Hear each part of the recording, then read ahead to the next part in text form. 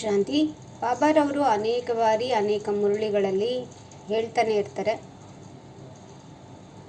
Drama wonderful ಆಗಿದೆ, ಡ್ರಾಮಾದಲ್ಲಿ ಪ್ರತಿಯೊಬ್ಬರ part ಕೂಡ ವಿಭಿನ್ನವಾಗಿರುತ್ತೆ ಅಂತ ಹೇಳಿಬಿಟ್ಟು. ಇದು ನಾವು ಕೂಡ ಕೇಳಿದ್ದೀವಿ, ನಮಗೂ ಬೈಹರ್ಟ್ ಆಗಿದೆ. ಒಬ್ಬ ಅನಕ್ಷರಸ್ಥ ಮಾತೆ ಕೂಡ ಡ್ರಾಮಾ ವಂಡರ್ಫುಲ್ ಅನ್ನೋದನ್ನು ಸಲೀಸಾಗಿ ಹೇಳ್ತಾರೆ. ಆದರೆ ಡ್ರಾಮಾ ಹೇಗೆ ವಂಡರ್ಫುಲ್ ಅದು ಗೊತ್ತಿದೆ. ಡ್ರಾಮಾದಲ್ಲಿ ಏನೇ ಆದರೂ ಕಲ್ಯಾಣಕಾರಿಯಾಗಿರುತ್ತೆ, ನ್ಯಾಯಕಾರಿಯಾಗಿರುತ್ತೆ, ಎಲ್ಲ ಗೊತ್ತಿದೆ. ಹಾಗಿದ್ದಾಗ ಡ್ರಾಮಾ ವಂಡರ್ಫುಲ್ ಅಂದಾಗ ನಮ್ಮ ಮುಖದಲ್ಲಿ ನಗು ಬರುತ್ತಾ? ಖುಷಿ ಇದೆನಾ? ಯಾಕೆ ಬೇಜಾರು ಮಾಡ್ಕೊಂಡಿದ್ದೀವಿ? ನಮ್ದು ಯಾವುದೋ ಕೆಲಸ ನಿಂತಿದೆ, ಬೇಜಾರು ಮಾಡ್ಕೊಂಡಿದ್ದೀವಿ, ಧೈರ್ಯವಾಗಿ ಮುನ್ನುಗ್ಗಕ್ಕಾಗ್ತಾ ಇಲ್ಲ, ಬೆಳಗಿನ ಯೋಗ ಸರಿಯಾಗಲಿಲ್ಲ, ಬೇಜಾರು ಮಾಡ್ಕೊಂಡಿದ್ದೀವಿ, ಮುರಳಿ ಕ್ಲಾಸ್ ಅಟೆಂಡ್ ಮಾಡೋಕ್ಕೆ ಇವತ್ತೇನೋ ಬೈ ಮಿಸ್ಸಾಗಿ ಆಗ್ತಾ ಇಲ್ಲ, ಬೇಜಾರು ಮಾಡ್ಕೋತೀವಿ. ನಮ್ಮ ಸ್ಥಿತಿ ಹೀಗೇ ಇರಬೇಕು, ಇಲ್ಲ ಮೇಲಕ್ಕೆ ಹೋಗಬೇಕು, ಬಟ್ ಆಗ್ಲಗ್ಲ ಕೆಳಗೆ ಬರ್ತಾ ಇದೆ. ಯಾಕೆ ಹೀಗಾಗತ್ತೆ? ಡ್ರಾಮಾ ವಂಡರ್ಫುಲ್ ಅಲ್ವಾ? ಎಲ್ಲವೂ ಕಲ್ಯಾಣಕಾರಿಯಾಗಿದೆ. ಡ್ರಾಮಾ ನನಗೆ ಮಾತ್ರ ವಂಡರ್ಫುಲ್ಲ? ಡ್ರಾಮಾ ರಾವಣನಿಗೂ ವಂಡರ್ಫುಲ್, ಡ್ರಾಮಾ ಮಾಯೆಗೂ ವಂಡರ್ಫುಲ್, ಡ್ರಾಮಾ ಮರೀಚನಿಗೂ ವಂಡರ್ಫುಲ್, ಡ್ರಾಮಾ ಕೈಕೈಗೂ ವಂಡರ್ಫುಲ್, ಮತ್ತು ಡ್ರಾಮಾ ಮಂಥರೆಗೂ ರಾಮನಿಗೂ ಸೀತೆಗೂ ಪ್ರತಿಯೊಬ್ಬರಿಗೂ ವಂಡರ್ಫುಲ್. ಅಂದರೆ ಪ್ರತಿಯೊಂದು ಪಾತ್ರವೂ ರಾಮಾಯಣದಲ್ಲಿ ಹೇಗೆ ವಿಭಿನ್ನವಾಗಿದೆ ಮತ್ತು ಅನೇಕ ಭಾವಗಳನ್ನು ಹೊಂದಿದೆ. ಕೆಲವ್ರದ್ದು ಒಳ್ಳೆ ಭಾವ ಇರುತ್ತೆ, ಕೆಲವ್ರದ್ದು ಸ್ವಾರ್ಥ ಇರುತ್ತೆ, ಕೆಲವ್ರದ್ದು ಅಹಂಕಾರ ಇರ್ಬೋದು, ಏನೇ ಇರ್ಬೋದು. ಬಟ್ ಪ್ರತಿಯೊಬ್ಬರೂ ಕೂಡ ನಾವು ಸ್ಮರಣ ಮಾಡಿಕೊಳ್ಳೋಷ್ಟು ವಿಭಿನ್ನವಾದ ಪಾತ್ರವಾಗಿತ್ತು. ಅದೇ ರೀತಿ ಈ ಸೃಷ್ಟಿ ನಾಟಕದ ಡ್ರಾಮಾ ಕೂಡ ವಿಭಿನ್ನವಾಗಿದೆ. ಎಲ್ಲರ ಪಾತ್ರನೂ ಇಂಪಾರ್ಟೆಂಟ್, ಯಾರ ಪಾತ್ರನೂ ನಾವು ತೆಗೆದು ಹಾಕೋಂಗಿಲ್ಲ. ಆ ಪಾತ್ರ ಇಲ್ದಲೇ ಈ ನಾಟಕ ಮುಂದುವರಿಯೋಕ್ಕೆ ಸಾಧ್ಯನೇ ಇಲ್ಲ. ಆ ಕಾನ್ಫಿಡೆನ್ಸ್ ನನ್ನ ಹತ್ರ ಇರಬೇಕು. ಅಂದರೆ ಎದುರುಗಡೆ ಪಾತ್ರ ಬೇಡ, ನನ್ನ ಪಾತ್ರ ಇಲ್ದಲೇ ಈ ಡ್ರಾಮಾ ಕಂಪ್ಲೀಟ್ ಇಲ್ಲ ಅನ್ನೋ ಒಂದು ನಂಬಿಕೆ ನಾವು ಇಟ್ಕೊಳ್ಳೋಣವಾ? ಕವಿತಾ ಅನ್ನೋ ಪಾತ್ರ ಈ ಡ್ರಾಮಾದಲ್ಲಿ ಭಾಳ ಇಂಪಾರ್ಟೆಂಟ್ ಇದೆ. ಹೊರಗಿನವ್ರು ಹೊಗಳ್ತಾರೆ ಅನ್ನೋ ಕಾರಣಕ್ಕಲ್ಲ, ಆ ಕಾನ್ಫಿಡೆನ್ಸ್ ನನಗೆ ಇರಲಿ ಅಷ್ಟೇ. ಶ್ರೀಕಲಾ ಪಾತ್ರ, ಅಶ್ವಿನಿ ಪಾತ್ರ, ಹೀಗೆ ಎಲ್ಲರ ಪಾತ್ರ ಕೂಡ ಇಲ್ಲಿ ಯಾರ್ಯಾರು ಬಂದಿದ್ದೀರಿ ಅಥವಾ ಇನ್ಯಾರು ಬಂದಿಲ್ಲ ಬಟ್ ಕೇಳಿಸ್ಕೊತೀರಿ ಮುಂದೆ ಯೂಟ್ಯೂಬಲ್ಲಿ ಇದು ಅಪ್ಲೋಡ್ ಆದಾಗ, ಅಥವಾ ಜ್ಞಾನದಲ್ಲೇ ಇಲ್ಲ, ಅವ್ರ ಪಾತ್ರ ಕೂಡ ವಿಭಿನ್ನವಾಗೇ ಇದೆ, ಅವ್ರ ಪಾತ್ರ ಕೂಡ ಇಂಪಾರ್ಟೆಂಟೇ ಇದೆ. ಪ್ರತಿಯೊಬ್ಬ ಪಾತ್ರನೂ ಇಂಪಾರ್ಟೆಂಟ್ ಇದೆ. ಆದರೆ ಆ ನಂಬಿಕೆ, ಆ ಖುಷಿ ನಮ್ಮಲ್ಲಿರಲಿ. ಯಾವಾಗ ನನ್ನ ಪಾತ್ರದ ಬಗ್ಗೆ ನನಗೆ ಖುಷಿ ಇದೆ, ಆಗ ನಾನು ಚೆನ್ನಾಗಿ ಪಾತ್ರ ನಿರ್ವಹಿಸಬಲ್ಲೆ. ಸಪೋಸ್ ನನಗೆ ರಾವಣನ ಪಾತ್ರ ಸಿಕ್ತು ಅಥವಾ ಮಂಥರೆಯ ಪಾತ್ರನೇ ಸಿಕ್ತು ರಾಮಾಯಣದಲ್ಲಿ, ನಾಟಕದಲ್ಲಿ, ನಂಗೆ ಇಷ್ಟ ಇಲ್ಲ, ನಾನು ಮಾಡೋದಿಲ್ಲ, ಅದು ಕೆಟ್ಟ ಪಾತ್ರ ಅಂತ ಹೇಳ್ಬೋದು. ಡೈರೆಕ್ಟರ್ ಕೊಟ್ಟರೆ ಸರಿ, ಇಲ್ಲಮ್ಮ ನೀನು ಯಾವ ಪಾತ್ರನೂ ಉಳ್ದಿಲ್ಲ, ಮಾಡೋದಾದರೆ ಇದು ಮಾಡು ಅಂದಾಗ ಕೊನೆಗೆ ಮಾಡ್ತೇವೆ. ಆದರೆ ನನಗಿಷ್ಟ ಇಲ್ಲ ಅಂದ್ಕೊಂಡು ಬೇಜಾರಲ್ಲಿ ನಾನು ಆ ಪಾತ್ರ ನಿರ್ವಹಿಸಿದಾಗ ನನ್ನಿಂದ ಒಳ್ಳೆಯ ಅಭಿನಯ ಹೊರಗೆ ಬರೋಕ್ಕಾಗಲ್ಲ. ನಾನು ಓಕೆ ಸಿಕ್ಕಿದ್ದನ್ನು ಚೆನ್ನಾಗಿ ಯುಟಿಲೈಸ್ ಮಾಡ್ಕೊಳ್ಳೋಣ ಅಂದ್ಕೊಂಡು ಆ ಮಂತ್ರೆಯ ಪಾತ್ರವನ್ನೇ ನಾನು ಬಹಳ ಸೊಗಸಾಗಿ ಮಾಡಿದೆ ಅಂದಾಗ ಅನೇಕರಿಗೆ ಇಡೀ ನಾಟಕದಲ್ಲಿ ಮಂತ್ರೆ ಪಾತ್ರನೇ ಹೈಲೈಟ್ ಆಗುವಂಥದ್ದು ಆಗಬಹುದು. ಮತ್ತು ನನ್ನ ಈ ಅಭಿನಯದಿಂದಾಗಿ ಮುಂದಿನ ನಾಟಕದಲ್ಲಿ ಅವರು ನನಗೆ ಇನ್ನೂ ಉಚ್ಚ ಮಟ್ಟದ ಒಂದು ಪಾತ್ರವನ್ನು ಕೂಡ ಕೊಡ್ತಾರೆ. ಅದೇ ರೀತಿ ಇಲ್ಲಿ ಕೂಡ ನಾನು ಆತ್ಮ ಕವಿತಾ ಪಾತ್ರದಲ್ಲಿ ಈಗ ಬಂದಿದ್ದೇನೆ. ಈ ಪಾತ್ರಕ್ಕೂ ಅನೇಕ ಸವಾಲುಗಳಿವೆ, ಈ ಪಾತ್ರದಲ್ಲೂ ಅನೇಕ ಸಿಚುಯೇಷನ್ಸ್ ಬರುತ್ತೆ. ಅದು ಎಲ್ಲ ನಾವೇ ಕ್ರಿಯೇಟ್ ಮಾಡ್ಕೊಂಡಿದ್ರು ಕೂಡ ಪಾತ್ರದ್ದು ಅಂತ ಕೆಲವು ಸಿಚುಯೇಷನ್ಸ್ ಇದ್ದೇ ಇರುತ್ತೆ. ಇವೆಲ್ಲವನ್ನೂ ನಾವು ಖುಷಿಯಿಂದ ಎದುರಿಸೋಣ. ಏಕೆಂದರೆ ಒಂದಂತೂ ನಾವೇ ಕಟ್ಟಿಕೊಂಡು ಬಂದ ಬುತ್ತಿ, ಇನ್ನೊಂದು ಪಾತ್ರಕ್ಕೆ ಸಂಬಂಧಿಸಿದ ಕೆಲವು ಚಾಲೆಂಜಸ್. ನಾನು ಅಕಸ್ಮಾತ್ ಕವಿತಾ ಪಾತ್ರ ಅಲ್ಲದಲ್ಲೇ ಇನ್ನೊಂದು ಪಾತ್ರದಲ್ಲಿದ್ದೆ. ಆ ಪಾತ್ರದಲ್ಲಿ ನನಗೆ ತಂದೆ ತಾಯಿ ಇಲ್ಲದೆ ಇದ್ದರು ಅಥವಾ ನನಗೆ ಗಂಡ ಇಲ್ಲದೆ ಇದ್ದರು, ಮದುವೆನೇ ಆಗಿರಲಿಲ್ಲ ಅಂದರೆ ಹಾಗಂತ ಈ ಸಿಚುಯೇಷನ್ಸ್ ಬರ್ತಿಲ್ಲದೆ ಇರ್ಬೋದು. ಬಟ್ ಆ ಪಾತ್ರಕ್ಕೆ ತಕ್ಕಂಥ ನನ್ನ ಕರ್ಮದ ಲೆಕ್ಕಾಚಾರ ಆ ಪಾತ್ರಕ್ಕೆ ತಕ್ಕಂತೆ ಬಂದಿರುತ್ತೆ. ನಾನು ಇಲ್ಲಿ ಕರ್ಮದ ಲೆಕ್ಕಾಚಾರದ ಹೊರೆ ಏನು ಇಟ್ಕೊಂಡಿದ್ದೀನಿ ಅದನ್ನು ವಿಕರ್ಮ ವಿನಾಶ ಮಾಡಿಕೊಂಡಿಲ್ಲ ಅಂದರೆ ನಾನು ಯಾವ ಪಾತ್ರದಲ್ಲಿದ್ದರೂ ಕೂಡ ಅದು ನನಗೆ ಬರಲೇಬೇಕು. ಹಾಗಿದ್ದಾಗ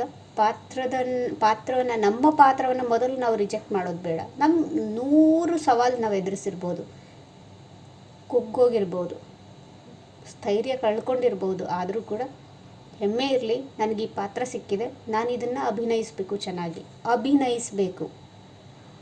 ನಾವು ಈ ಪಾತ್ರವನ್ನು ಅಭಿನಯಿಸ್ತಾ ಇದ್ದೀವಿ ಹೊರತು ಜೀವಿಸ್ತಾ ಇಲ್ಲ.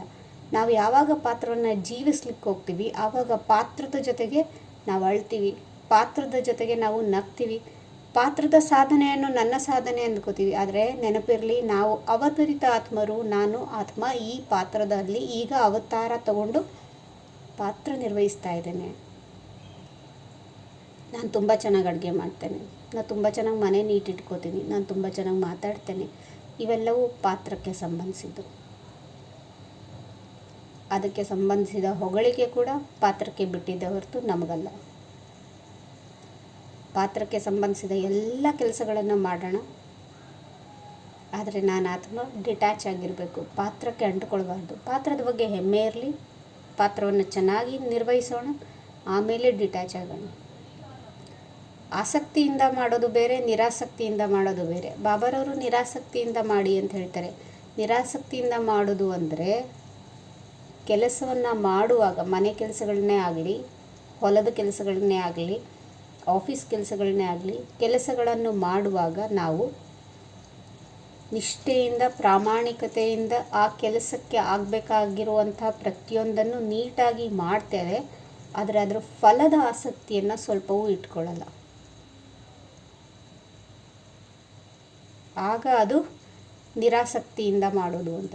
ಆದರೆ ಜನ ಏನು ಅಂದ್ಕೊಂಡ್ಬಿಡ್ತಾರೆ, ನಿರಾಸಕ್ತಿ ಅಂದರೆ ನಾವು ಸ್ಟಾರ್ಟಿಂಗ್ ಕೆಲಸ ಯಾರು ಅಸೈನ್ ಮಾಡಿದ ತಕ್ಷಣ, ಸೇವೆ ಕೊಟ್ಟ ತಕ್ಷಣ, ಇವ್ರುಗಳಿನ್ನೇನು ಇದನ್ನು ನಿರಾಸಕ್ತಿಯಿಂದ ಮಾಡ್ತಾರೆ ಅಂದರೆ ಇವ್ರಿಗೆ ಇದ್ರಾಗ ಇಂಟ್ರೆಸ್ಟೇ ಇಲ್ಲ ಅಂತ ಹ್ಯಾಪ್ ಮೋರೆ ಹಾಕ್ಕೊಂಡು ಇವ್ರು ಲೌಕಿಕದ ಕೆಲಸ ಮಾಡಬೇಕಾ, ಇದು ಬೇರೆ ಮಾಡಬೇಕಾ ಅಂತ ನಾವು ಆ ಥರ ಅಂದ್ಕೊಂಡ್ರೆ ನಾವು ಕೆಲಸ ಸ್ಟಾರ್ಟ್ ಮಾಡ್ಬೇಕಾದ್ರೆ ನಿರಾಸಕ್ತಿ ಇಟ್ಕೊಂಡಿದ್ದೀವಿ ಅಂತ ಅರ್ಥ.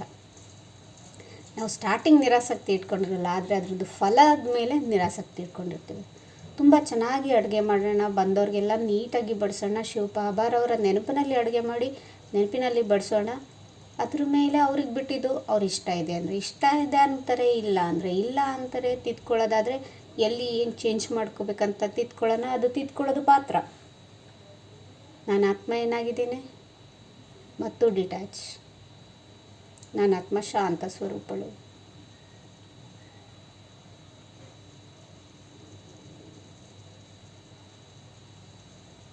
ನಾನು ಆತ್ಮ ಶಾಂತ ಸ್ವರೂಪಳು.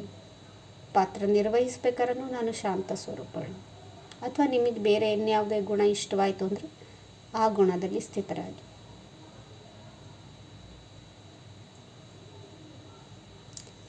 ನನ್ನ ಪಾತ್ರವನ್ನು ನಾನು ಈ ರೀತಿಯಾಗಿ ಸ್ವೀಕರಿಸೋದನ್ನು ಕಲಿತಾಗ ನಮ್ಮ ಪರಿವಾರದಲ್ಲಿ ಇರುವಂಥವರ ಪಾತ್ರವನ್ನು ಕೂಡ ನಾನು ಅಷ್ಟೇ ಪ್ರೀತಿಯಿಂದ ಸ್ವೀಕರಿಸಲಿಕ್ಕೆ ಸಾಧ್ಯ ಆಗುತ್ತೆ, ಮತ್ತು ಸ್ವೀಕರಿಸಲೇಬೇಕು. ಒಂದು ಮಗು ಚೆನ್ನಾಗಿ ಓದುತ್ತೆ, ಇನ್ನೊಂದು ಮಗು ಚೆನ್ನಾಗಿ ಓದಲ್ಲ. ಒಂದು ಮಗು ಶಿಸ್ತಿನಿಂದ ಇರುತ್ತೆ, ಇನ್ನೊಂದು ಮಗು ಶಿಸ್ತಿನಿಂದ ಇರಲ್ಲ. ಒಂದು ಮಗು ಹಠ ಮಾಡುತ್ತೆ, ಇನ್ನೊಂದು ಮಗು ಹೇಳಿದ ಮಾತು ಕೇಳುತ್ತೆ. ಅಥವಾ ಯಜಮಾನರು ನಾ ಅಂದ್ಕೊಂಡಿದ್ದ ಟೈಮ್ಗೆ ಇವತ್ತು ಬಂದಿರ್ತಾರೆ, ನಾಳೆ ಬಂದಿರಲ್ಲ. ಇವೆಲ್ಲವಕ್ಕೂ ನಾವು ಅಟ್ಯಾಚ್ ಆಗ್ತಾ ಹೋಗ್ತೀವಿ. ಅಂದರೆ ನಾವು ಒಂದು ಅಪೇಕ್ಷೆಯನ್ನು ಇವ್ರುಗಳಿಂದ ಇಟ್ಕೊಳ್ತಾ ಹೋಗ್ತೀವಿ. ಮಗ ಅಂದರೆ ಹೀಗಿರಬೇಕು, ಹೇಳಿದ ಮಾತು ಕೇಳಬೇಕು, ಮಗಳು ಅಂದರೆ ಈ ರೀತಿಯಾಗೇ ಇರಬೇಕು, ಈ ಒಂದು ಫ್ರೇಮ್ ಹಾಕ್ಕೊಂಡಿರ್ತೀವಿ, ಅದರಲ್ಲೇ ಇರಬೇಕು ಅಂತ ಅಂದ್ಕೋತೀವಿ. ನಮ್ಗೆ ಇಷ್ಟವಾಗಿರೋಂಥ ಕೆಲಸನೇ ಮಾಡಬೇಕು ಅಂತ ಅಂದ್ಕೋತೀವಿ. ಆದರೆ ಯೋಚನೆ ಮಾಡಿ, ಅವರು ಕೂಡ ನಮ್ಮ ಬಗ್ಗೆ ಅದೇ ಅಪೇಕ್ಷೆ ಇಟ್ಕೊಂಡಿರ್ತಾರೆ. ನಮ್ಮಮ್ಮ ಆಗಿರೋ ಅಂಥವ್ರು ನನಗೆ ಇಷ್ಟ ಆಗಿರೋವಂಥದ್ದನ್ನೇ ಮಾಡಬೇಕು, ನಾನು ಮಾಡೋದನ್ನೆಲ್ಲ ಅವರು ಅಕ್ಸೆಪ್ಟ್ ಮಾಡೋವಂಥದ್ದಾಗಬೇಕು, ನಾನು ಏನೇ ತಪ್ಪು ಮಾಡಿದ್ರು ಅವರು ಎಸ್ ಅನ್ನಬೇಕು. ಅವರು ಕೂಡ ಅದೇ ಥರ ಒಂದು ಸಂಕಲ್ಪ ಇಟ್ಕೊಂಡಿರ್ತಾರೆ. ನಾನು ಎಲ್ಲೂ ಕೂಡ ನನ್ನ ಪಾತ್ರವನ್ನು ಪರ್ಫೆಕ್ಟ್ ಮದರ್, ಪರ್ಫೆಕ್ಟ್ ಹೆಂಡತಿ, ಪರ್ಫೆಕ್ಟ್ ತಾಯಿ, ಪರ್ಫೆಕ್ಟ್ ಮಗಳು ಆ ಥರ ಪಾತ್ರ ಪರ್ಫೆಕ್ಟ್ ಅಂತ ತೋರ್ಸೋಕ್ಕೆ ಹೋಗೋದಕ್ಕಿಂತ ನನ್ನ ಆತ್ಮ ಪರ್ಫೆಕ್ಟ್ ಆಗ್ತಾ ಹೋಗೋಣ. ನನ್ನ ಆತ್ಮನಲ್ಲಿ ಸದಾ ದಿವ್ಯ ಗುಣಗಳನ್ನು ಇಟ್ಕೊಂಡು, ದಿವ್ಯ ಗುಣಗಳನ್ನೇ ಬಳಸ್ಕೊಂಡು, ದಿವ್ಯತೆಯನ್ನೇ ನನ್ನ ಸಂಕಲ್ಪಗಳಲ್ಲಿ ಕೂಡ ತಂದುಕೊಂಡಾಗ ಪಾತ್ರ ಆಟೋಮೆಟಿಕ್ಕಾಗಿ ಪರ್ಫೆಕ್ಟ್ ಆಗುತ್ತೆ.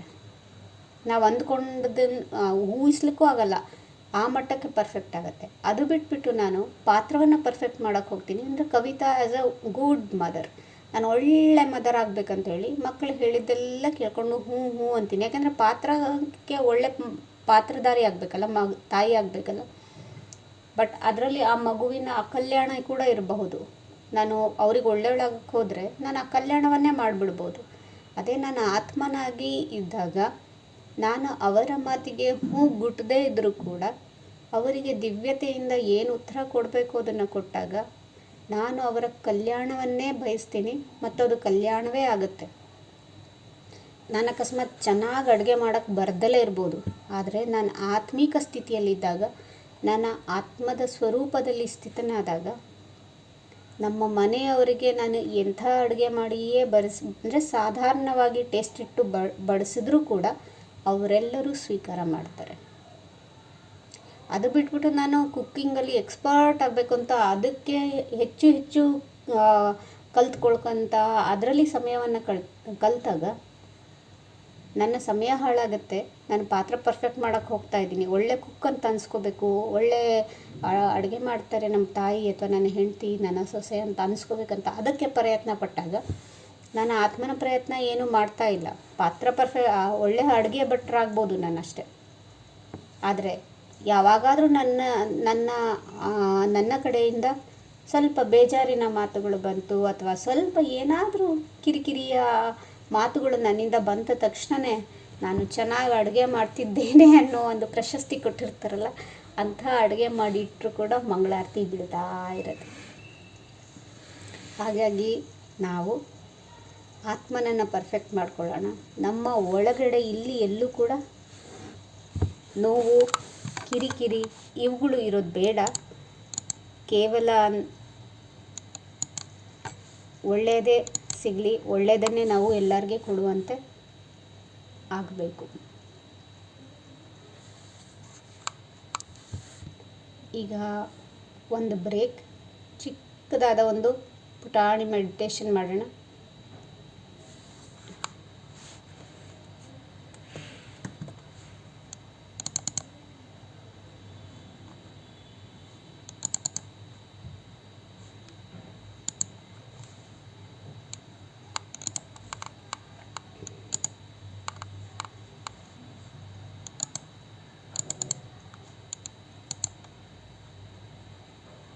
ನಿಮಗೆಲ್ಲರಿಗೂ ಈ ಚಿತ್ರ ಕಾಣಿಸ್ತಿದೆ ಅಂತ ಭಾವಿಸ್ತೇನೆ.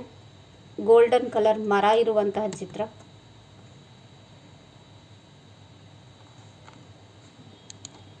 ಶ್ರೀಕಲಕ್ಕ ಕಾಣಿಸ್ತಾ ಇದೆನಾ? ಚಿತ್ರ ಕಾಣಿಸ್ತಾ ಇದೆನಾ? Okay.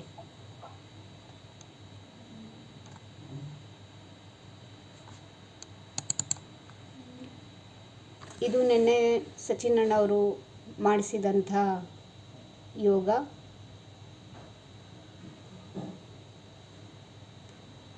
Golden master seed meditation ಅಂತ ಅವರು ಹೇಳ್ತಾರೆ. ಅಂದರೆ ನಾನು ಮಾಸ್ಟರ್ ಬೀಜ ರೂಪನಾಗಿ ಇಡೀ ಕಲ್ಪವೃಕ್ಷಕ್ಕೆ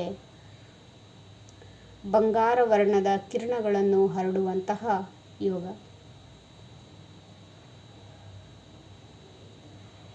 ಬನ್ನಿ ನಾವೆಲ್ಲರೂ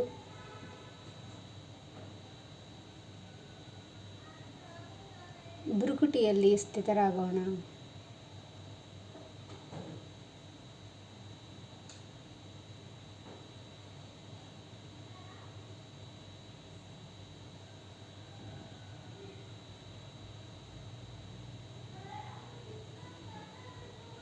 ಅತಿ ಪ್ರಕಾಶಮಾನವಾದ ಆತ್ಮ ನಾನು.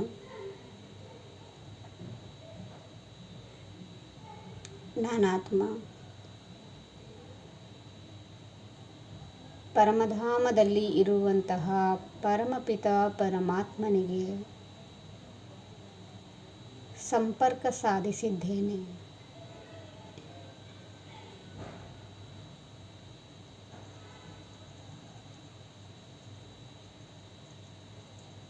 ಪರಮಾತ್ಮನಿಂದ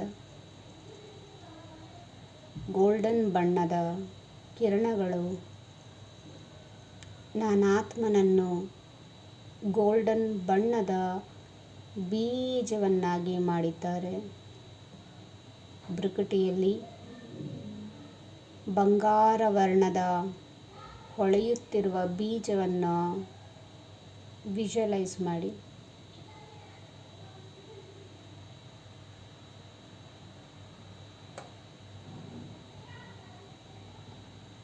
ಬೇಕಿದ್ದರೆ ಕಣ್ಣು ಮುಚ್ಕೊಳ್ಬೋದು, ಇಲ್ಲ ಕಣ್ಣು ತೆರೆದು ಕೂಡ ಮಾಡ್ಬೋದು. ಭ್ರುಕುಟಿಯಲ್ಲಿ ಬಂಗಾರ ವರ್ಣದ ಕಿರಣಗಳನ್ನು ನಾನು ಸೂಸುತ್ತಿದ್ದೇನೆ, ಹೊರಗೆ ಹರಡುತ್ತಿದ್ದೇನೆ. ನನ್ನ ಇಡೀ ದೇಹದಲ್ಲಿ ಬಂಗಾರ ವರ್ಣದ ಕಿರಣಗಳು ಹರಡಿ ನನ್ನ ಆಭಾಮಂಡಲವೂ ಕೂಡ ಗೋಲ್ಡನ್ ಬಣ್ಣದ್ದಾಗಿದೆ.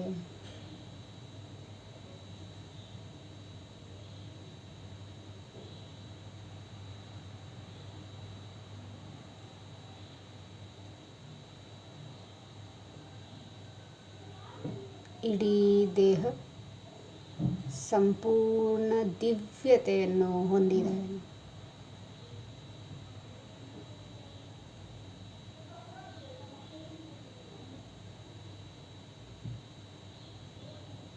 ಪ್ರತಿಯೊಂದು ಅಂಗವೂ ದಿವ್ಯವಾಗಿದೆ.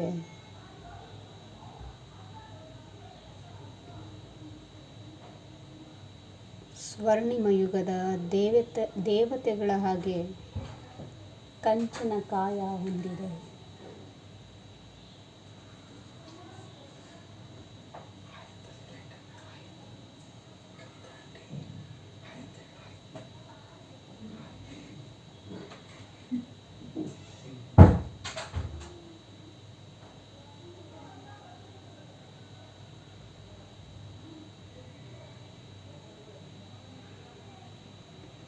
ಈಗ ನನ್ನ ಕಿರಣಗಳು ಇಡೀ ರೂಮನ್ನು ಆವರಿಸಿದೆ.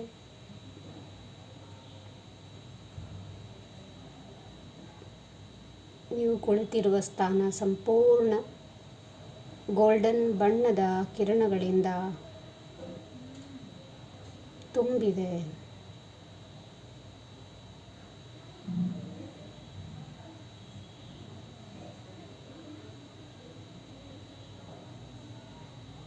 ಈ ಚಿತ್ರದಲ್ಲಿ ತೋರಿಸುವಂತೆ ನೀವು ಕುಳಿತಿರುವ ಸ್ಥಳದಲ್ಲಿಯೇ ನಿಮ್ಮ ಹಿಂದುಗಡೆ ಮಾನವ ಕಲ್ಪವೃಕ್ಷವು ಸ್ಥಿತವಾಗಿದೆ.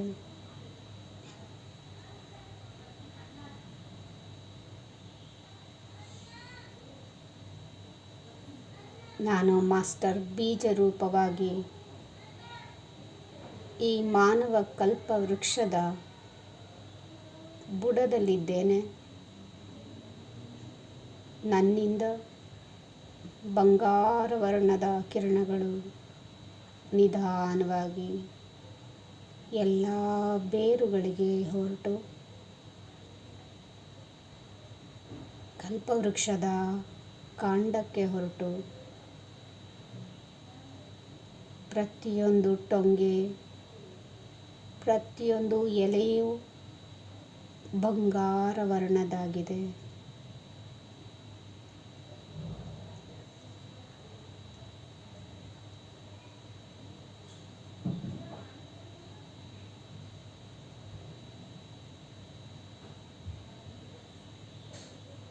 ನಿರಂತರವಾಗಿ ಶಿವ ಬಾಬಾರವರು ನನಗೆ ಗೋಲ್ಡನ್ ವರ್ಣದ ಕಿರಣಗಳನ್ನು ಕಳಿಸುತ್ತಿದ್ದಾರೆ ಮತ್ತು ನಾನು ಮಾನವ ಕಲ್ಪವೃಕ್ಷಕ್ಕೆ ಈ ಸ್ವರ್ಣಿಮ ಬಣ್ಣದ ಕಿರಣಗಳನ್ನು ಕಳಿಸುತ್ತಿದ್ದೇನೆ.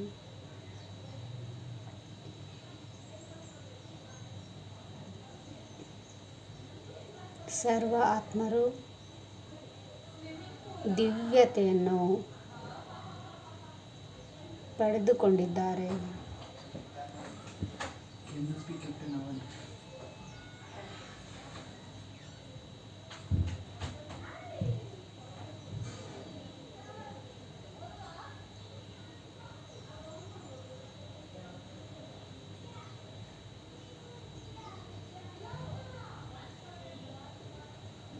ಅನುಭವ ಮಾಡಿ ಕಿರಣಗಳು ಬರುತ್ತಿರುವುದು ಮತ್ತು ಕಿರಣಗಳನ್ನು ಇಡೀ ವೃಕ್ಷಕ್ಕೆ ಹರಡುತ್ತಿರುವುದು.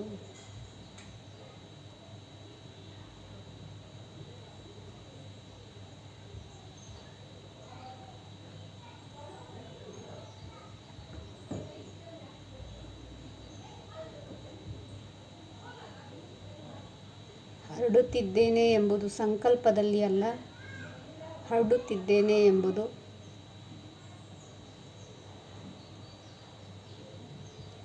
ಅನುಭವವಾಗಬೇಕು.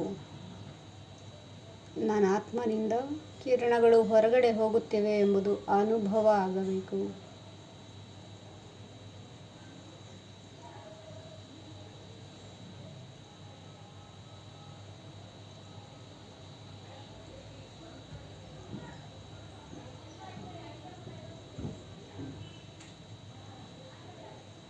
ಹೇಗೆ ಸೂರ್ಯನ ಮುಂದೆ ನಿಂತಾಗ ಬಿಸಿಲಿನ ಕಿರಣಗಳು ಕೈ ಮೇಲೆ ಮುಖದ ಮೇಲೆ ಬೀಳುತ್ತಿವೆ ಎಂದು ಅನುಭವ ಆಗುತ್ತದೆಯೋ,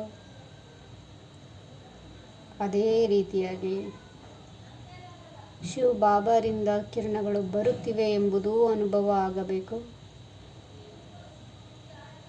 ನಾನದನ್ನು ಕಲ್ಪವೃಕ್ಷಕ್ಕೆ ಕೊಡುತ್ತಿದ್ದೇನೆ ಎಂಬುದು ಅನುಭವ ಆಗಬೇಕು.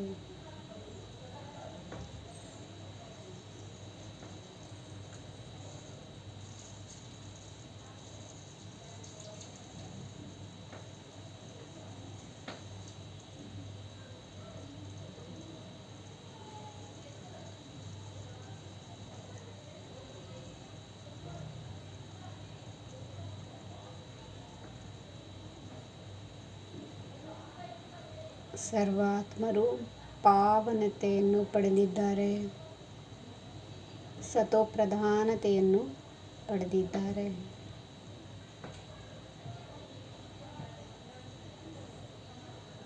ಬಾಬಾರವರಿಗೆ ಥ್ಯಾಂಕ್ಸ್ ಹೇಳೋಣ ಮತ್ತು ಬಾಬಾರವರ ನೆನಪಿನಲ್ಲಿ ಮುಂದುವರಿಯೋಣ. ಕ್ಲಾಸನ್ನು ಕೂಡ ಮುಂದುವರಿಸೋಣ. ಓಂ ಶಾಂತಿ.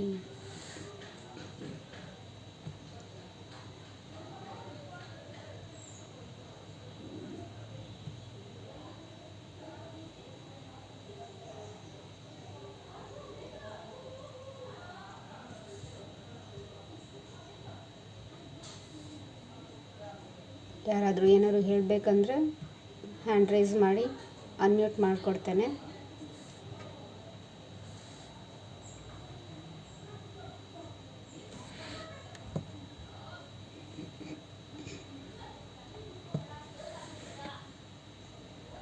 ನಾನು ಆತ್ಮ ಅವತರಿತಳಾಗಿದ್ದೇನೆ. ಶ್ರೀರಾಮಚಂದ್ರನಂತೆ ನಾನು ಕೂಡ ಅವತಾರ ಎತ್ತಿದ್ದೇನೆ. ಇದು ಕೇವಲ ನನ್ನ ಬಗ್ಗೆ ಅಲ್ಲ, ನಮ್ಮೆಲ್ಲರ ಬಗ್ಗೆ ಕೂಡ ಅವತರಿತ ಆತ್ಮನೇ ಆಗಿದೆ.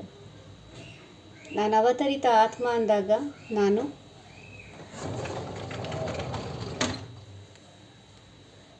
ಎಲ್ಲರಿಗೂ ಕೊಡುವುದನ್ನು ಗಮನದಲ್ಲಿಟ್ಕೊಡ್ತೇನೆ.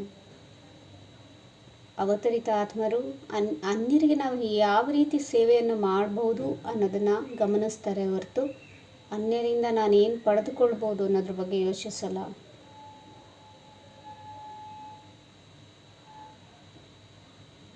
ನಾವು ಕೂಡ ಈ ಮನೆಯಲ್ಲಿ ಬಂದಿದ್ದೇವೆ, ಈ ಪರಿವಾರದಲ್ಲಿ ಇದ್ದೇವೆ. ಅಲೌಕಿಕ ಆಗಿರ್ಬೋದು, ಲೌಕಿಕ ಆಗಿರ್ಬೋದು. ನಾನೇನು ಕೊಡಬಲ್ಲೆ ಇವರಿಗೆಲ್ಲ ಅನ್ನೋದನ್ನು ನೋಡಬೇಕು.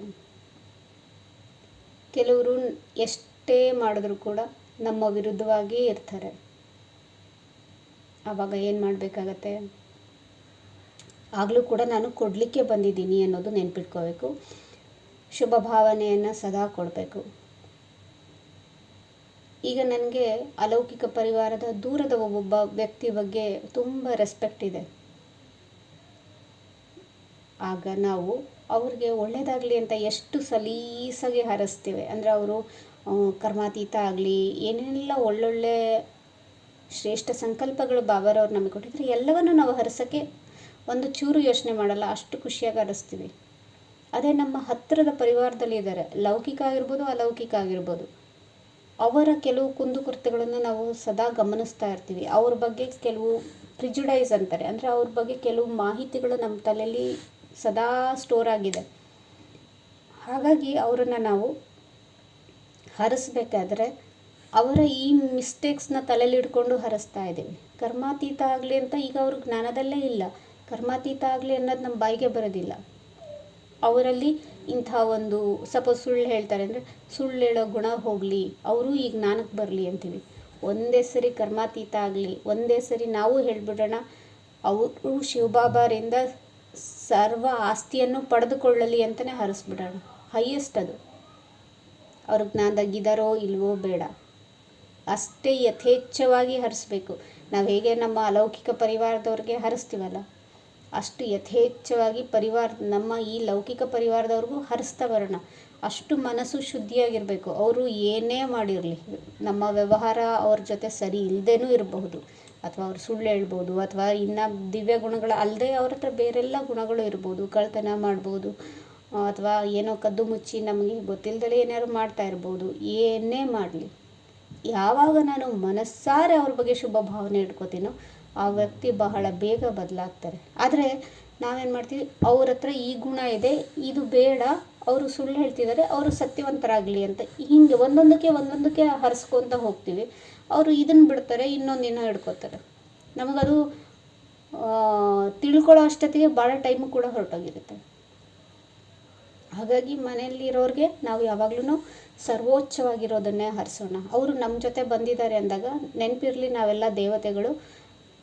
ಈ ದೇವತೆಗಳ ಜೊತೆಗೆ ಸಂಬಂಧದಲ್ಲಿ ಬರಬೇಕು ಅಂತೇಳಿ ಅವರು ಎಷ್ಟು ಭಕ್ತಿ ಮಾಡಿ ಬಂದಿರ್ತಾರೆ ನಮಗೆ ಗೊತ್ತಿಲ್ಲ. ಈಗ ನಾನು ನನ್ನ ದೇವತೆ ಪಟ್ಟವನ್ನು ಮರ್ತಿದ್ದೇನೆ, ಅವರು ತಾವು ಭಕ್ತರಾಗಿದ್ವಿ ಅನ್ನೋದನ್ನು ಮರ್ತಿದ್ದಾರೆ. ಅವರು ಇಲ್ಲಿ ಬರ್ತಾ ಇದ್ದಾರೆ, ನಮ್ಮ ಜೊತೆ ಇರ್ತಾ ಇದ್ದಾರೆ ಅಂದಾಗ ಅಪಾರವಾದ ತಪಸ್ಸನ್ನು ಅವರು ಕೂಡ ಮಾಡಿದ್ದಾರೆ. ಅವರು ದೇವತೆಗಳಾಗಕ್ಕೆ ಮಾಡಿಲ್ಲ, ಆದರೆ ಈ ದೇವತೆ ಜೊತೆಗೆ ನಾನು ಸಂಪರ್ಕದಲ್ಲಿ ಬರಬೇಕು ಅಂತ ತುಂಬ ತಪಸ್ಸು ಮಾಡಿರ್ತಾರೆ, ತುಂಬ ಪ್ರೀತಿಯಿಂದ ಮಾಡಿರ್ತಾರೆ. ಆದರೆ ನಮ್ಮ ಕರ್ಮದ ಲೆಕ್ಕಾಚಾರಗಳು ಇದಾವಲ್ಲ, ಹತ್ತಿರ ಇರೋರು ಯಾರು ಇರ್ತಾರೋ ಅವ್ರ ಥ್ರೂನೇ ಈ ಕರ್ಮದ ಲೆಕ್ಕಾಚಾರಗಳು ತೀರಿಸ್ಕೋಬೇಕು. ಹಾಗಾಗಿ ಇವೆಲ್ಲ ನಾಟಕ ನಡೀತಾ ಇರುತ್ತೆ. ಸೊ ನಾವೆಲ್ಲ ದೇವತೆಗಳು, ಅವತರಿತರು. ಮತ್ತು ಇವತ್ತಿನ ಅವ್ಯಕ್ತ ಮುರಳಿ ಏನಿದೆ ಬೆಳಗಿಂದು 1981 ನಡೀತಾ ಇದೆಯಲ್ಲ, ಅದರ ಅನುಸಾರ ನಾವೆಲ್ಲ ಪೂರ್ವಜರು ಅಂದಾಗ ನಮ್ಮ ಕೆಲಸ ಎಲ್ಲರ ಪಾಲನೆ ಮಾಡೋದಷ್ಟೇ. ಮೊಮ್ಮಕ್ಕಳ ಬಗ್ಗೆ ನೋಡಿ ಯಾವ ಅಜ್ಜ ಅಜ್ಜಿನೂ ಅಷ್ಟಾಗಿ ಜಗಳ ಕಾಯಲ್ಲ, ಅದರ ಮಕ್ಕಳ ಬಗ್ಗೆ ಆದರೆ ಜಗಳ ಕಾಯ್ತಾರೆ. ನೀನು ಅದು ಮಾಡಬೇಡ, ಇದು ಮಾಡಬೇಡ, ಎಲ್ಲ ರಿಸ್ಟ್ರಿಕ್ಷನ್ ಆಗ್ತಾರೆ. ಆದರೆ ಮೊಮ್ಮಕ್ಕಳಿಗೋಸ್ಕರ ಏನೂ ರಿಸ್ಟ್ರಿಕ್ಷನ್ ಇಲ್ಲ. ಯಾಕಂದರೆ ನಾನು ಅವ್ರ ಪೂರ್ವಜರು, ನಾನು ಏನೇ ಮಾಡಿದ್ರು ಅವ್ರು ಪಾಲನೆ ಮಾಡಬೇಕು, ನಾನು ಅವ್ರನ್ನ ಚೆನ್ನಾಗಿ ನೋಡ್ಕೋಬೇಕು. ಅದೆಲ್ಲ ಪ್ರೀತಿ ತುಂಬ ಇರುತ್ತೆ. ನಾವು ಕೂಡ ಪೂರ್ವಜರಾಗಿರೋದ್ರಿಂದ ಇಡೀ ಕಲ್ಪವೃಕ್ಷದ ಪ್ರತಿಯೊಂದು ಆತ್ಮಕ್ಕೂ ನಾವು ಪೂರ್ವಜರು. ಅವ್ರು ಏನೇ ಮಿಸ್ಟೇಕ್ಸ್ ಮಾಡಿದ್ರು ಅದರಲ್ಲೂ ನಮ್ಮದೇ ಪೂರ್ವಜತನ ಇರುತ್ತೆ. ಯಾಕಂದರೆ ನಾವು ಆ ಮಿಸ್ಟೇಕ್ ಮೊದಲು ಮಾಡಿರೋದಕ್ಕೆ ಆ ಆತ್ಮರು ಆ ಮಿಸ್ಟೇಕ್ಸ್ನ ಇವತ್ತು ಮಾಡ್ತಾ ಇರೋದು. ಹಂಗಂತ ನಾನು ಇಷ್ಟೆಲ್ಲ ಮಾಡಿದ್ದೀನಾ ಅಂತ ಅಂದ್ಕೊಳೋದೇನು ಬೇಕಾಗಿಲ್ಲ. ನಾವು ಚೂರು ಮಾಡಿರ್ತೀವಿ, ಅವರು ಅದನ್ನು ಮುಂದುವರಿಸ್ಕೊಂಡು ಹೋಗಿರ್ತಾರೆ. ಹಾಗಾಗಿ ಪೂರ ಪಾಪದ ಹೊರೆಯನ್ನು ತಲೆ ಮೇಲೆ ಹೊತ್ಕೊಳ್ದೇ ಇದ್ದರೂ ಕೂಡ ಆ ಪಾಪದಲ್ಲಿ ಭಾಗಿ ನಾವು ಕೂಡ ಆಗಿದ್ದೇವೆ. ಅದಕ್ಕೋಸ್ಕರನಾದ್ರು ನಾವು ಅವರನ್ನು ಕ್ಷಮಿಸ್ಬಿಟ್ಟು ಮುಂದೆ ಪುರುಷಾರ್ಥವನ್ನು ಮಾಡ್ಕೋಬೇಕು.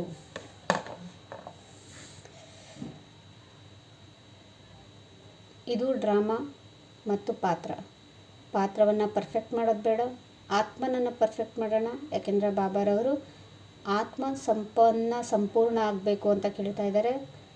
ಪಾತ್ರ ಸಂಪೂರ್ಣ ಆಗಲಿ ಅಂತ ಕೇಳ್ತಾ ಇಲ್ಲ. ಸೊ ಪ್ರತಿ ಸರಿ ನಾನು ಸೇವೆ ಮಾಡಬೇಕಾರೆ, ನಾನು ಯಾರನ್ನಾರ ಮಾತಾಡಿಸ್ಬೇಕಾರೆ ನಾನು ಪಾತ್ರವಾಗಿ ಮಾತಾಡ್ತಿದ್ದೀನ, ಆತ್ಮವಾಗಿ ಮಾತಾಡ್ತಿದ್ದೀನ ಚೆಕ್ ಮಾಡ್ಕೊಳ್ಳೋಣ.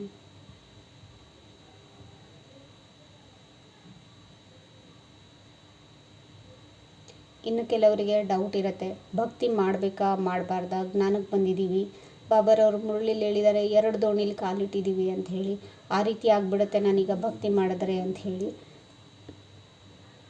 ಒಂದು ಸಜೆಷನ್, ಅನಿವಾರ್ಯತೆ ಇದೆ ಮನೆಯಲ್ಲಿ, ಬೇರೆ ಯಾರು ಮಾಡ್ತಾ ಇಲ್ಲ ಅಂದಾಗ ನಿಮ್ಮ ಮನೆಯಲ್ಲಿ ಪೂಜೆ ಮಾಡಬೇಕು ಅಂದರೆ ಮಾಡಿ, ಪರವಾಗಿಲ್ಲ. ಮಾಡಿದಷ್ಟು ನಮ್ಮ ಬುದ್ಧಿ ಸ್ವಚ್ಛ ಆಗ್ತಾ ಹೋಗುತ್ತೆ.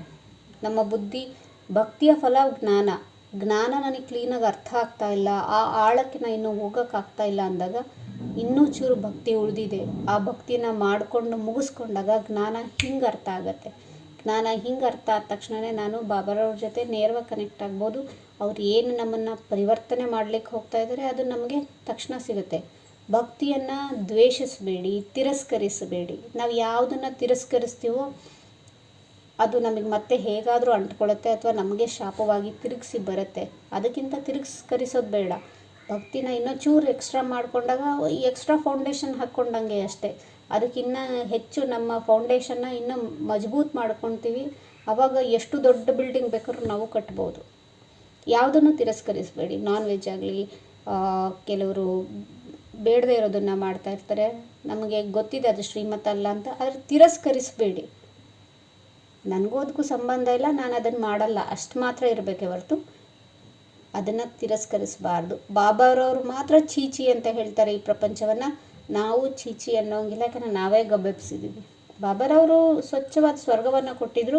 ಅವರಿಗೆ ಆ ಸ್ವರ್ಗನೂ ಗೊತ್ತಿದೆ, ಈ ನರಕನೂ ಎಷ್ಟು ಗಬ್ಬು ಮಾಡಿದ್ದೀವಿ ಅನ್ನೋದು ಗೊತ್ತಿದೆ. ಅದಕ್ಕೆ ಅವ್ರು ಹೇಳ್ತಾರೆ ಕಂಪೇರ್ ಮಾಡಿ.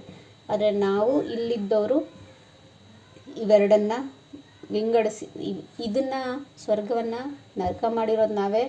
ಇಲ್ಲಿ ನಾವು ಇದನ್ನು ಚೀಚಿ ಅನ್ನೋಂಗಿಲ್ಲ, ಯಾಕೆಂದರೆ ಇದು ನಾನೇ ಮಾಡಿರೋದು, ಅಥವಾ ಹೊರಗಿನ ಪ್ರಪಂಚದವ್ರು ಬೇರೆ ಯಾರೋ ಮಾಡಿಲ್ಲ.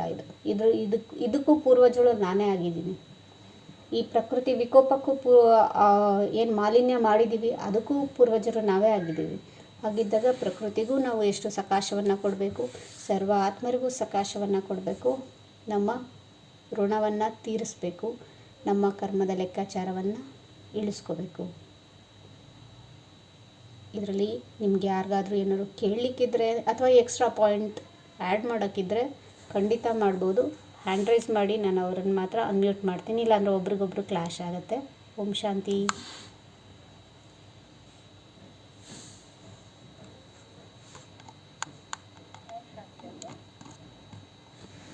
ಹೇಳಿ ಅಕ್ಕ.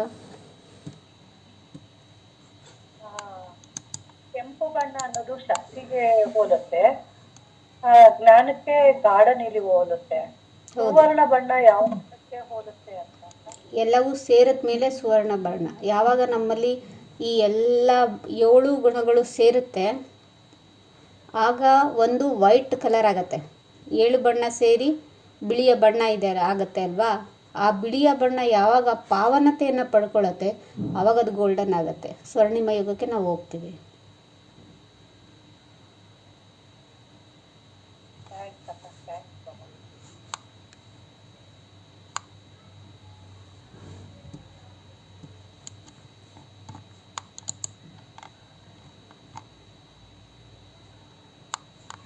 ಎಲ್ಲರೂ ಓಪನ್ ಮಾಡಲಾ? ಯಾರು ಮಾತಾಡ್ತಾ ಇಲ್ವಲ್ಲ?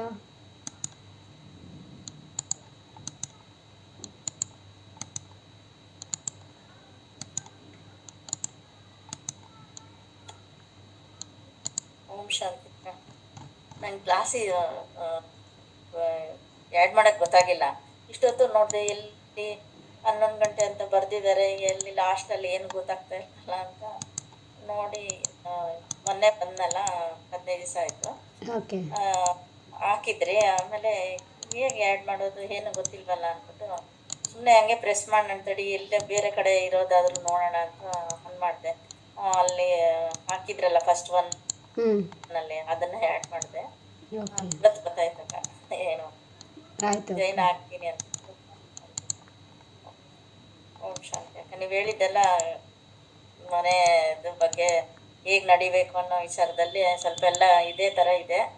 ಆದರೂ ಅದು ಬ್ಯಾಲೆನ್ಸ್ ಮಾಡೋ ಅಷ್ಟು ಬಾಬಾ ಮಾಡ್ಕೊಂಡು ಹೋಗ್ತಿದ್ದಾರೆ. ಥ್ಯಾಂಕ್ ಯು ಅಕ್ಕ. ಎಲ್ಲರದ್ದು ಮ್ಯೂಟ್ ತೆಗ್ದಿದ್ದೇನೆ, ಯಾರು ಬೇಕಾದರೂ ಅನ್ಮ್ಯೂಟ್ ಮಾಡ್ಕೊಂಡು ಮಾತಾಡಿ.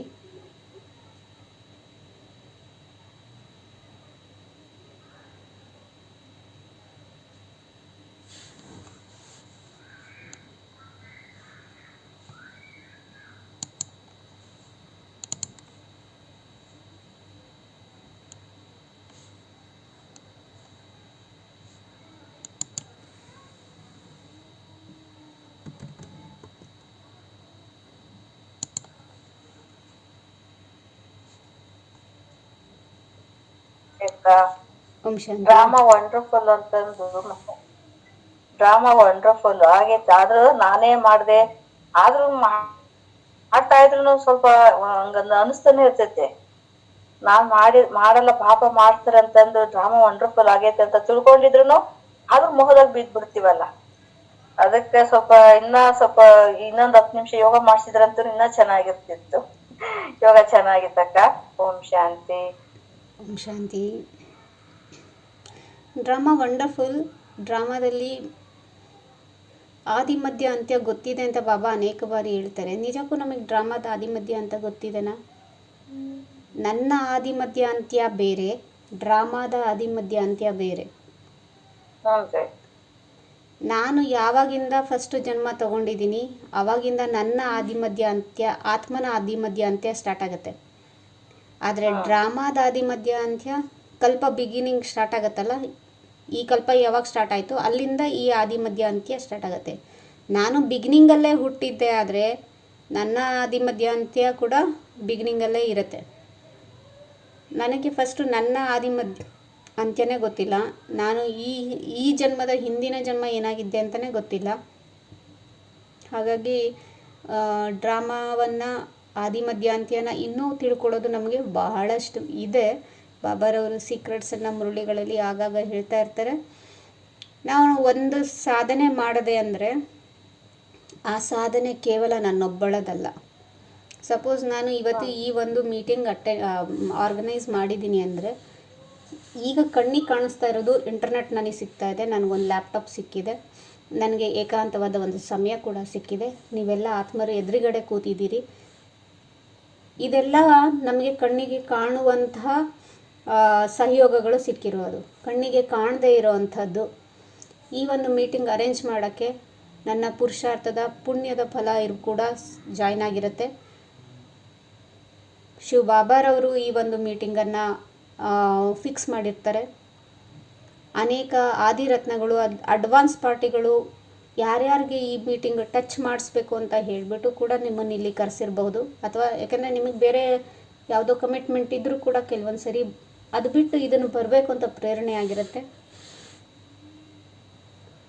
ಮತ್ತು ಅನೇಕ ಬಾರಿ ಇನ್ಯಾವುದೋ ಕಾರಣದ ಕೈ ಕೂಡ ನಮಗೆ ಹಿಂದೆ ಕೆಲಸ ಮಾಡ್ತಾ ಇರುತ್ತೆ. ಇನ್ಯಾರೋ ಈ ಮೀಟಿಂಗ್ ಚೆನ್ನಾಗಾಗಲಿ ಅಂತ ಹಿಂದೆ ಕೂತ್ಕೊಂಡು ಆಶೀರ್ವಾದ ಮಾಡ್ತಾ ಇರ್ತಾರೆ. ನಮಗೇನು ಗೊತ್ತಿಲ್ಲ. ಇದು ಕೇವಲ ಒಬ್ಬರ ಸಾಧನೆ ಅಲ್ಲವೇ ಅಲ್ಲ. ಇದು ಬರೀ ಮೀಟಿಂಗ್ ವಿಚಾರ ಅಲ್ಲ.